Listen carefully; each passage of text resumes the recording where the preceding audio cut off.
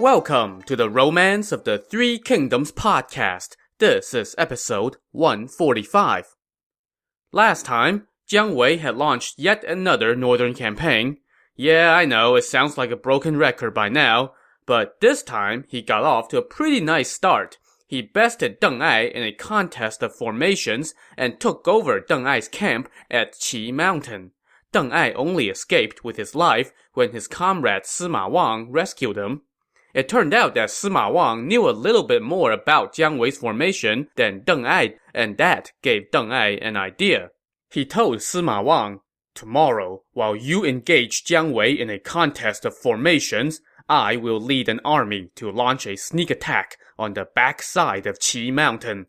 We will engage them on both sides and retake our camp." So it was settled, and Deng Ai sent a message to Jiang Wei challenging him to round 2 the next day, and Jiang Wei agreed. After sending Deng Ai's messenger away with his reply, Jiang Wei told his officers, "The late Prime Minister gave me a secret text that taught me the 365 permutations of this formation.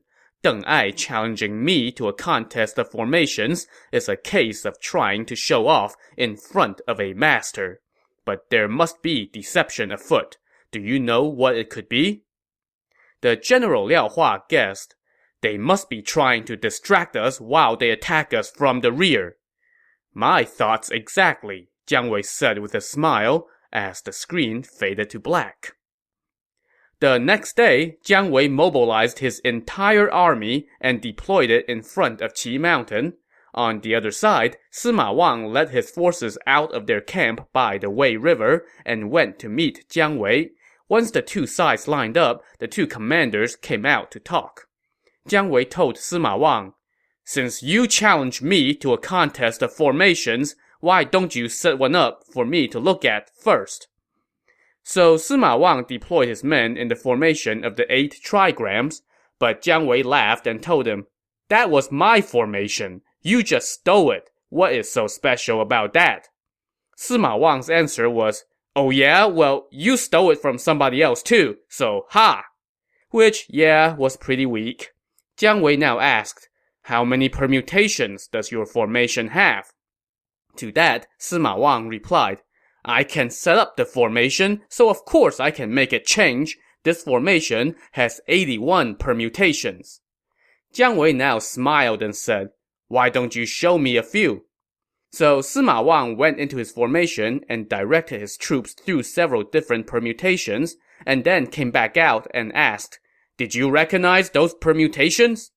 Jiang Wei laughed and said, "My formation has 365 permutations according to the cycle of days. You are the proverbial frog in the well, possessing only a glimpse of a corner of the sky. What do you know about the intricacies of formations?" Well, Sima Wang knew of those 365 permutations, but he hadn't learned them all. But he was gonna fake it till he made it. He told Jiang Wei, "I don't believe you. Show me." But Jiang Wei said, "Tell Deng Ai to come out, and I will show it to him." Well, that's a problem, since Deng Ai was nowhere near here. Sima Wang tried to cover it up, saying, "General Deng does not care for formations. He has other great strategies." "What great strategy?" Jiang Wei said as he laughed out loud. "He just told you to keep me busy while he launched a sneak attack on the back of Qi Mountain." Oh boy. Sima Wang knew the jig was up, so he tried to direct his men forward to engage Jiang Wei's troops in a scrum. But Jiang Wei simply pointed with his whip, and troops darted out from his two flanks, routing Sima Wang's men and setting them to flight.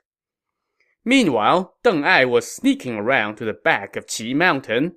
His vanguard had just turned the corner around the hill when suddenly an explosive sounded, followed by drums and horns that made the sky tremble as hidden Shu forces attacked. They were led by the General Liao Hua, and before a word could be exchanged, Liao Hua had already cut down Deng Ai's vanguard general. So I'm going to pause here for a second and ruminate briefly about Liao Hua. He's a bit of an interesting character, as far as bit characters went. Here's a guy who has been in the story since episode 33, and he has been a regular in the Shu army for seemingly decades now. And judging from the fact that he is the vanguard general on this expedition, you would think that he is well regarded. Alas, history was not kind to Liao Hua. Today, he is best known for being the subject of an old saying that's basically the equivalent of scraping the bottom of the barrel. The saying, which originated in a novel written some 1400 years after Liao Hua's time, goes like this. There was no elite generals in Shu, so Liao Hua was tapped to be the vanguard. But hey, ask the guy that he just cut down what he thinks about Liao Hua's skills. Anyway, back to the story. Deng Ai was stunned by this sudden turn of events and quickly ordered a retreat. But then, the Shu general Zhang Yi showed up with an army, and he and Liao Hua attacked Deng Ai from front and back. Deng Ai's troops were crushed, and Deng Ai himself suffered 4 arrow wounds, but somehow managed to escape back to his camp at the Wei River. When he got there, Sima Wang also arrived, fresh off his own butt-whooping. The two now regrouped and discussed how to deal with Jiang Wei. Sima Wang said, "Recently, the lord of Shu, Liu Shan, has been favoring the eunuch Huang Hao and indulging in wine and women. We can sow internal discord and have him recall Jiang Wei to relieve our current situation." So Deng Ai sent one of his strategists to the Shu capital Chengdu to open a dialogue with this eunuch Huang Hao. And sure enough, the bribe changed hands, and the rumor was planted that Jiang Wei was holding a grudge against his own emperor, and that he was going to defect to Wei very soon. The rumor spread like wildfire, and soon everybody in the city was talking about it. Huang Hao then reported to the emperor Liu Shan that, "Hey, have you heard this about your top commander? Yeah, I know, crazy, right? But everyone is talking about it, so there must be some truth there." And sure enough, Liu Shan decided to send an envoy to summon Jiang Wei back to court immediately. And in case you forgot, the same thing once happened to Zhuge Liang. Fool me once, shame on you. Fool me twice, my name must be Liu Shan. While this was happening, back on the front lines, Jiang Wei was challenging for battle every day, but Deng Ai kept refusing to fight him. Jiang Wei was just starting to get suspicious when the envoy arrived, telling him that he had been summoned back to court for unspecified reasons. Of course, that would mean having to shelve the thus far successful campaign, but Jiang Wei, ever loyal in his heart, decided to obey his lord's command. The general Liao Hua, however, begged to differ. He told Jiang Wei, "A commander in the field can ignore his lord's command. Even though you have been summoned, you must not move yet." But Jiang Wei's other veteran general, Zhang Yi, said, "The people of Shu all hold a grudge against the commander for waging war year after year. Why don't we quit while we are ahead so as to comfort the people while we plan for another day?" Jiang Wei agreed with Zhang Yi and ordered his troops to move out. When Deng Ai heard the news, he gave chase. But then he saw how organized and methodical the enemy's retreat was. He couldn't help but sigh and say, "Jiang Wei has learned Zhuge Liang's methods well." And so Deng Ai did not dare to continue his pursuit, and instead just led his army back to the camps at Qi Mountain, which Jiang Wei had to give up when he retreated. Once Jiang Wei returned to the capital, he went to see Liu Shan to ask why he was recalled. Liu Shan said, "You have been on the front lines for a long time. I was worried that the troops would be fatigued, so I recalled you. There was no other motive."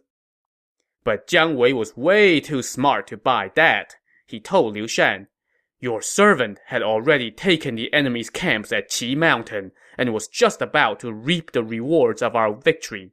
But now, all that work has been for naught.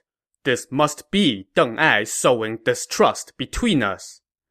To this, Liu Shan made no answer, so Jiang Wei continued, "Your servant has sworn an oath to bring the rebels to justice and repay the kindness of the state. Your Majesty must not listen to the words of the wicked and get suspicious." After a long silence, Liu Shan said, I am not suspicious of you. You may go back to Hanzhong.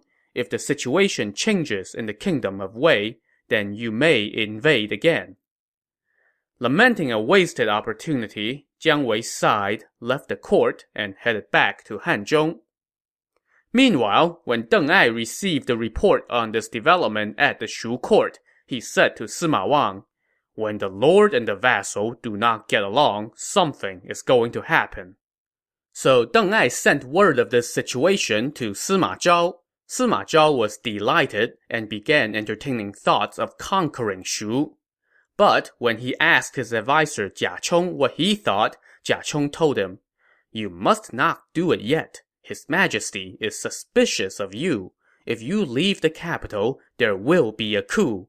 Last year, there were 2 sightings of a yellow dragon inside a well at the city of Ningling. All the officials congratulated the emperor on what they took to be a good omen, but he said, 'This is not a good omen. A dragon symbolizes the emperor. For it to be neither in the heavens nor in the fields, but rather trapped inside a well, is to signify eclipse and confinement.' The emperor then wrote a poem called the Ode on the Submerged Dragon, and its meaning clearly points to you, my lord. The poem says, 'Weep for the dragon when he's taken, and cannot prance beneath the waves, nor mount up on the Milky Way, nor show himself among the fields.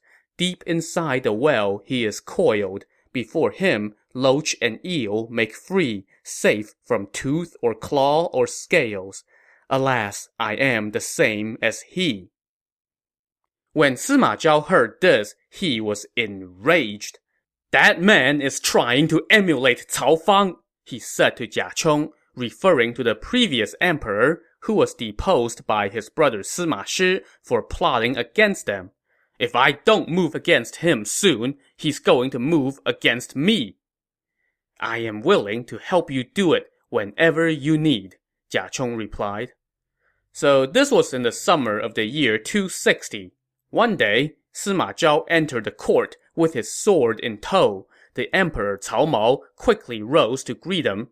The court officials then all said to Cao Mao, "The regent marshal's service and virtue are immense. He should be named the Duke of Jin and given the 9 dignities."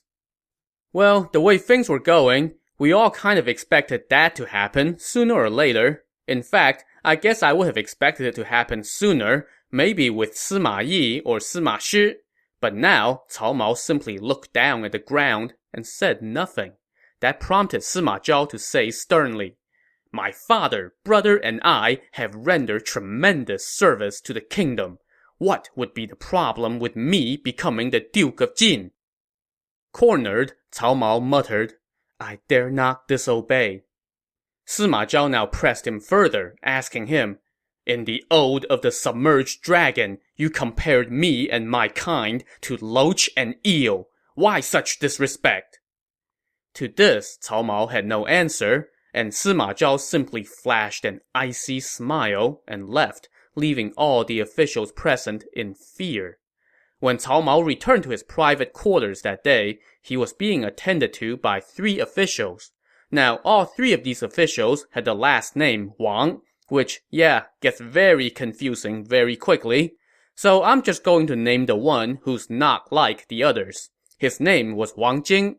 You've heard him mentioned once or twice before as one of the Wei officers who went up against Jiang Wei at one point or another. He was now the chief of the secretariat, and Cao Mao poured his heart out to Wang Jing and the other 2 officials.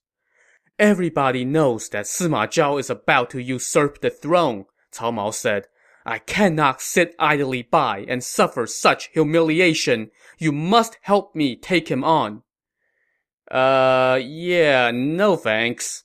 Wang Jing tried to talk his liege out of it. He told Cao Mao, "Right now, all the powers rest with the Sima clan. All the officials are ignoring propriety and are cravenly siding with the traitor. It's not just Sima Zhao alone. And your majesty's private guards are too few and too weak to carry out your command. If you cannot tolerate this for now, calamity will follow. Bide your time. do not do something rash. But Cao Mao declared, "If I can tolerate this, then what can I not tolerate? My mind is made up. I do not fear death." And with that, Cao Mao went to tell the Empress Dowager that he was going to take matters into his own hands. Meanwhile, the other two officials present said to Wang Jing, "The situation is dire. We must not bring destruction upon ourselves and our clans. We must go to Sima Zhao's residence and inform him at once so that we may be spared." But Wang Jing flew into a rage. "The Lord's grief is his vassal's shame. The Lord's shame is his vassal's death. How dare you harbor disloyal thoughts?" But the other two guys were like, "Psst, the heck with you then," and they ran off to tell Sima Zhao. Momentarily, Cao Mao returned and ordered the captain of his guards to round up all the guards, manservants, and attendants in the palace, which totaled about 300. Raising a hubbub, they escorted Cao Mao out of the palace. Cao Mao carried a sword and rode in his royal litter and shouted for his servants to move out. Wang Jing now prostrated in front of the litter and wept, crying, "My lord, to take on Sima Zhao with these few hundred men is like herding sheep into the mouth of a tiger. Your death will be for nothing. I do not fear my own death, but what you are attempting is impossible." But Cao Mao refused to back down. "My army has disembarked. Do not stand in my way," he said as he headed for the palace gate. Just then, he saw Sima Zhao's advisor Jia Chong coming, armed, mounted, and flanked by two officers. One of the officers was named Cheng Cui, and the other was his brother, named Cheng Ji. Behind them followed a few thousand imperial guards, shouting and charging toward the emperor and his entourage. Wielding his sword, Cao Mao shouted, "I am the emperor! Do you mean to charge in here and commit regicide?" Wielding a halberd, the officer Cheng Ji looked at Jia Chong and asked, "Dead or alive?" "By Lord Sima's command, only dead," Jia Chong replied. Without so much as blinking, Cheng Ji rode toward the imperial carriage. Cao Mao shouted at him, "You scoundrel! How dare you show such disrespect?" Well, if Cao Mao thought that was disrespectful, just wait till he sees what happens next. Oh wait, he can't. Because before Cao Mao had even finished speaking, Cheng Ji's halberd had already pierced his chest. Cheng Ji retracted his halberd, pulling Cao Mao out of the carriage and onto the ground, and then Cheng Ji finished the job with a thrust to the back of the emperor, running him through. The captain of Cao Mao's guards now tried to stab at Cheng Ji, but Cheng Ji took care of him with one thrust of the halberd as well, and the rest of Cao Mao's makeshift army fled. Just then, Wang Jing caught up to the carriage, and when he saw the emperor's body lying in a pool of blood, he cursed Jia Chong. "You traitor! How dare you kill your liege!" Enraged, Jia Chong had Wang Jing arrested and then sent word to Sima Zhao. Sima Zhao now rushed to the palace. When he saw Cao Mao's body, he was, shocked and heartbroken. So much so that he banged his head against the ground as he kowtowed to his dead liege. "Woe is this day! Woe!" Sima Zhao now sent word of Cao Mao's death to all the senior officials. When the imperial guardian Sima Fu came in and saw Cao Mao's body, he wept and said, "I am to blame for your majesty's death." He then ordered Cao Mao's body be placed in a coffin and placed at the west end of a side hall. Sima Zhao now met with the court officials to discuss what's next. All the officials were present except for Chen Tai, a supervisor in the secretariat who, as you may remember, had been a veteran general responsible for defending the western borders against the many invasions by Shu. Sima Zhao now sent Chen Tai's uncle to go summon him, but Chen Tai told his uncle tearfully, "People always measure me against you, uncle, but now I see that it is you who do not measure up to me." After telling his uncle off, Chen Tai donned mourning clothes and went to the palace, where he kneeled and wept in front of the coffin. Sima Zhao also managed to squeeze out a few tears, and then he asked Chen Tai, who should be punished for what happened today? Only by executing Jia Chong can you appease the realm, was Chen Tai's answer. After a long moment of silent thought, Sima Zhao asked Chen Tai, is there a less harsh way? No, I can only think of harsher punishments, Chen Tai said. Well, Sima Zhao was not going to execute Jia Chong, who was, after all, his confidant, so he now declared, Cheng Ji committed treason. He will be carved to pieces, and his clan will be exterminated. Wide-eyed in disbelief, Cheng Ji cursed Sima Zhao and yelled, I am not at fault. It was Jia Chong who passed along your orders. Well, we can't have him saying stuff like that all the way to the execution grounds now, can we? So Sima Zhao had Cheng Ji's tongue cut out. Now Cheng Ji could yell as much as he liked, and nobody could make out what he was saying. Oh, and yell he did, all the way to his last breath. His brother Cheng Cui also was executed, along with their entire clan. A poet later wrote these lines. That year, Jia Chong at Sima Zhao's command killed the king and stained the royal robes red. Yet the punishment fell on Cheng Ji and his clan, pretending that death was the common man. Sima Zhao now also ordered Wang Jing and his entire family arrested. At his trial, when Wang Jing saw his mother bound, he kowtowed and wept, saying, Virtuous mother, your unfilial son has brought trouble upon you. But his mother laughed out loud and replied, Everyone dies. What counts is dying well. To die for this leaves me with no regrets. The next day, Wang Jing and his entire family were taken to the execution grounds. Wang Jing and his mother met their fate with a smile, bringing tears to everyone in the city. All this bloody business done, the imperial guardian Sima Fu now requested that Cao Mao be given an emperor's burial, and Sima Zhao consented, best not to give the impression that he had it out for the dead guy, you know? Now, Jia Chong and company told Sima Zhao that he should just go ahead and make himself emperor, but Sima Zhao said, King Wen of Zhou possessed 2/3 of the realm and still remained a vassal, prompting the great sage Confucius to praise his virtue. And just as Cao Cao refused to take the throne from the Han, I now refuse to take the throne from the Wei. Of course, the only reason Cao Cao did not take the throne from the Han was because he was saving that for his son. Jia Chong and company knew that this was what Sima Zhao had in mind as well, to leave the throne for his son, Sima Yan. So they dropped the matter for the time being. In the 6th month of the year 260, Sima Zhao elevated to the throne Cao Huan, one of Cao Cao's great-grandsons. For his good work in the new emperor's ascension, Sima Zhao was appointed prime minister and the Duke of Jin, and he was given loads of money and goodies, while all the other officials also got nice donatives. Word of this soon trickled into Shu, and the commander Jiang Wei was delighted that he once again had a flimsy excuse to go to war. I mean, I have to go punish Sima Zhao for, killing the emperor that I've been trying to overthrow. Whatever, let's go. Jiang Wei now mobilized 150,000 men and several thousand war chariots. The generals Liao Hua and Zhang Yi were once again the vanguards. Liao Hua made for Ziwu Valley, while Zhang Yi headed for Luo Valley, and Jiang Wei marched to Xie Gorge. Their aim was to conquer all 3 locations before they marched through Qi Mountain. Waiting for them, once again, was Deng Ai, presently in his home base at Qi Mountain, drilling his troops.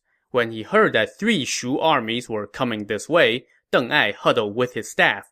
One of his advisors, a man named Wang Guan, said, I have an idea, but I cannot say it out loud. I have written it down. I hope you will consider it. So Deng Ai took a look at the note that Wang Guan handed him and smiled. This is a good idea, but I don't know if it will fool Jiang Wei. I am willing to risk my life and try, Wang Guan said. Sir, Your unwavering will guarantees success, Deng Ai said, so he gave Wang Guan 5,000 men and sent him off. Wang Guan traveled through the night out of Xie Gorge and ran into sentries from the front column of the Shu army. He told them that he was defecting and asked to see Jiang Wei. Jiang Wei ordered that Wang Guan alone be brought to him. Prostrating on the ground, Wang Guan said, I am the nephew of Wang Jing.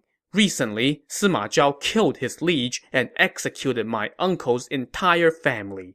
I despise him. Fortunately, you have come to punish him, so I am bringing the 5,000 men under my command to come surrender. I am willing to follow your command so that I may exterminate the traitors and avenge my uncle. Jiang Wei was delighted and told Wang Guan, Since you are sincere, how can I not treat you with equal sincerity? My only worry for my army is our provisions. Right now, I have a few thousand carts of grain, all at the entrance to the riverlands. You can go escort them to Qi Mountain, while I go take the camp there. Secretly rejoicing about pulling the wool over Jiang Wei's eyes, Wang Guan promptly accepted this order. Jiang Wei then said, Since you are just going to escort provisions, you don't need all 5,000 of your men. Take 3,000 with you and leave the other 2,000 to serve as guides for my attack on Qi Mountain. Wang Guan did not dare to say no, lest Jiang Wei get suspicious, so he acquiesced and left with 3,000 of his men. Jiang Wei then ordered the general Fu Qian to lead the remaining 2,000 defecting soldiers. Just then, the general Xiahou Ba showed up and asked Jiang Wei, Commander, how can you trust Wang Guan? When I was in the kingdom of Wei, even though I did not know the details, I had never heard of Wang Guan being Wang Jing's nephew. Something is not right here. Please be on guard.